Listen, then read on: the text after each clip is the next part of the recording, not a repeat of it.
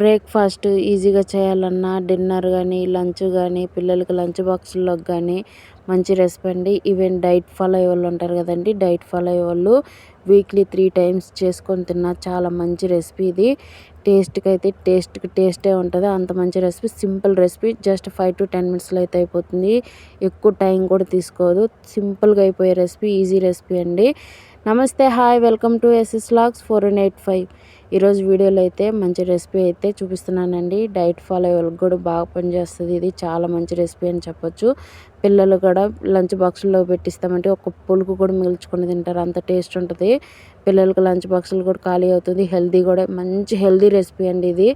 పిల్లలకి మంచి హెల్తీ అని చెప్పొచ్చు. పెద్దవాళ్ళైనా పిల్లలైనా ఎవరైనా తీసుకోవచ్చు. బ్రేక్‌ఫాస్ట్‌లోకి కానీ, డిన్నర్‌లో కానీ, లంచ్‌లోకి కానీ ఎట్లా కానీ తీసుకోవచ్చు అనమాట. ఈ వీడియోలోకి వెళ్ళే ముందు ఫస్ట్ అయితే ఒక లైక్ అయితే ఇవ్వండి. లైక్ వల్ల వీడియో అనేది అందరికి షేర్ అవుతుంది. అందరికీ మంచి ఆరోగ్యంగా హెల్తీగా తినాలంటే మీ లైక్ వల్లే అందరికి షేర్ అవుతుందనమాట. ఫస్ట్ అయితే ఒక ప్యాన్ కానీ, ఒక గిన్నె లాంటిది కానీ, మిక్సింగ్ బౌల్ లాంటిది కానీ, ఒక ప్లేట్ లాంటిది కానీ తీసుకోవాలా. తీసుకున్న తర్వాత దాంట్లో చిన్నగా కట్ చేసుకున్న క్యాబేజ్ అండి. ఫస్ట్ నేను క్యాబేజీ తురుమైతే వేసాను. క్యాబేజీని చాపర్ ఉంటే చాపర్లో అయినా వేసుకొని సన్నగా కట్ చేసుకొని వేసుకోండి. లేకపోతే చాకుతో నేను కట్ చేసుకొని వేసుకోవాలా. క్యారెట్ తురుము వేసుకున్నాను. ఒక ఒక క్యారెట్ తురుముకొని వేసుకుని, ఒక ఆనియన్ కట్ చేసుకొని వేసుకున్నాను. చిన్నగా కట్ చేసుకొని వేసుకున్నాను. దాంట్లోనే ఒక కప్పు శనగపిండి కూడా వేసుకున్నానండి. శనగపిండి, హాఫ్ కప్పు బియ్యపిండి. శనగపిండి ఒక కప్పు అయితే హాఫ్ కప్పు బియ్యపిండి అండి. దాంట్లోనే పచ్చిమిర్చి, అల్లము, తెల్లగడ్డలు ఉంటాయి కదండి, తెల్లగడ్డలు తొక్కు తీసేసి కచ్చాపచ్చగా ఈ 3 కచ్చాపచ్చగా నూరుకొని పేస్ట్ అయితే వేసుకోవాలా.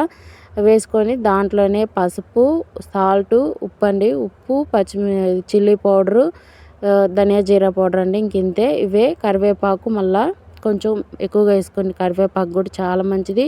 వాము వేసాను. వాము కూడా వేసాను. కరివేపాకు వేసాను. కొత్తిమీరగా సన్నగా కట్ చేసుకొని, కరివేపాకు కూడా సన్నగా కట్ చేసుకొని వేసుకున్నాను. ఇదంతా ఒకసారి మిక్స్ చేసుకోవాలా. మిక్స్ చేసుకున్న తర్వాత కొంచెంగా వాటర్ యాడ్ చేసుకుంటూ మిక్స్ చేసుకోవాలండి. నేనైతే మొత్తం కొంచెం వాటర్ యాడ్ చేసుకుంటూ మిక్స్ చేసుకుంటున్నాను. చాలా మంచి హెల్తీ రెసిపీ అండి. చాలా టేస్ట్‌కి అయితే అసలు మించిన టేస్ట్ ఉంటుంది. మా పిల్లలకైతే భలే నచ్చిందనమాట. అంత బాగా తిన్నారు. వాళ్ళు ఇప్పుడు సెలవుల్లో ఉన్నారు కాబట్టి బాగా తిన్నారండి. ఇంట్లో ఇట్లా హెల్తీగా అప్పుడప్పుడు కాదండి, వీక్‌లో 2-3 టైమ్స్ ఇట్లా హెల్తీగా చేసి పెడితే పిల్లలకి హెల్తీగా ఉంటుంది. పెద్దవాళ్ళు కూడా హెల్తీగా ఉంటారనమాట. మొత్తం కొంచెంగా వాటర్ యాడ్ చేసుకుంటే ఇక్కడ చపాతీ ముద్దలా కలుపుకోవాలండి మొత్తం. నేనైతే మొత్తం మిక్స్ చేసి పెట్టుకున్నాను. మిక్స్ చేసి పెట్టుకున్న తర్వాత మూత పెట్టి జస్ట్ ఒక 5 మినిట్స్ పక్కన పెట్టేసుకోవాలా. ఏదన్నా ఒక మూత కానీ, ఏదన్నా బౌల్ లాంటిది కానీ వేసి పైన పెట్టేసి ఒక 5 నిమిషాలు పక్కన పెట్టేసుకోవాలండి. కొంచెం అలాంటి పిండి అంతా కొంచెం సాఫ్ట్ అయిపోద్ది అనమాట.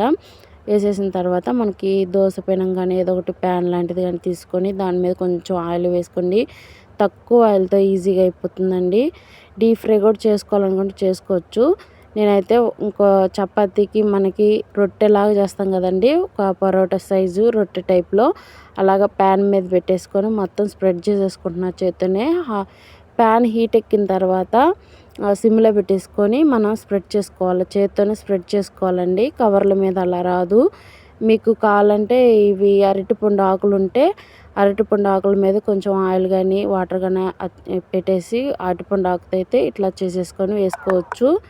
అలా వేసుకోవటం వల్ల మనకి ప్యాన్కి తగిలినా కూడా అరటిపండు ఆకు వల్ల మనకేం ఇబ్బంది ఉండదు. మళ్ళీ కవర్తో అయితే కవర్ అంటుకుపోయి రాదండి. నేను ట్రై చేసి అది కూడా రాదు.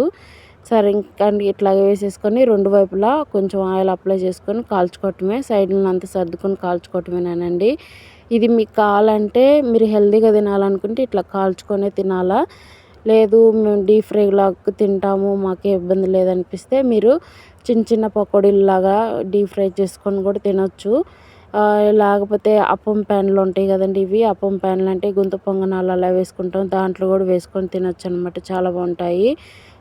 ఏదైనా కొంచెం మీడియం ఫ్లేమ్ పెట్టేసి కాల్చుకోవాలా. మనకి మొత్తం బాగా మంచిగా కాలాలంటే కొంచెం మీడియం ఫ్లేమ్ హై ఫ్లేమ్లో పెడితే పచ్చిగా అనిపించిద్ది. ఇట్లా 2 వైపులా బాగా కాల్చుకొని ఇట్లా అన్నీ నేను కాల్చేసాను చూడండి 2 వైపులా. టేస్ట్ అయితే సూపర్ ఉన్నాయండి. దీనికి చట్నీ కానీ, సాస్ కానీ, సాస్లోనైతే మేము తిన్నాము.